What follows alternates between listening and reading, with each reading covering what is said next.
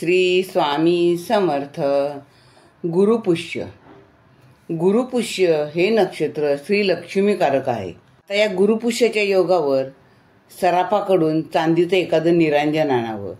जर नाही जमलं तुम्हाला निरांजन चांदीचं आणायला तर कोणतंही आणलं तरी चालेल, पण शक्यतो चांदीचं वापरलेलं चांगलं.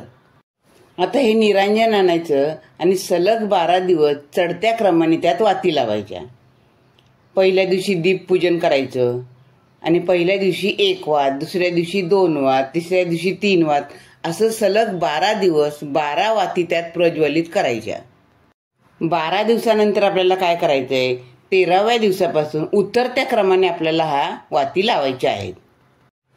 म्हणजे 13व्या दिवशी आपल्याला 11 वाती लावायच्या आहेत, 14व्या दिवशी आपल्याला 10 वाती लावायच्या आहेत, 15व्या दिवशी आपल्याला 9 वाती लावायच्या आहेत. असं सलग 23 दिवस आपल्याला करायचं आहे. 23व्या दिवशी 1 वात लावायची आहे. एकूण ही 23 दिवसाची सेवा आहे. मधी जर मासिक धर्म आला तर ते 4 दिवस वगळून आपली सेवा पुन्हा तशीच चालू ठेवायची आहे. श्री स्वामी समर्थ. जय जय स्वामी समर्थ.